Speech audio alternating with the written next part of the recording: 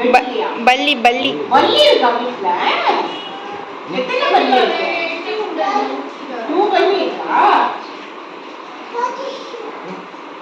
கச்சிச்சான். கதவு சாத்தும் போது அங்க இருந்துச்சான்.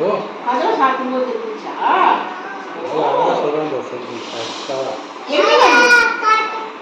ஆயா காட்டினாங்க. ஆயா காட்டினாங்களா? 2 பல்லியா? அம்மாவை காட்டினாங்களா? போ சொல்றீங்களா? மாமா போ சொல்லிட்டாரா? ஓ, பல்லி பத்திரம். பல்லி கிட்ட வந்தா போவாதீங்க. என்ன சாப்பிட்டீங்க? சியா.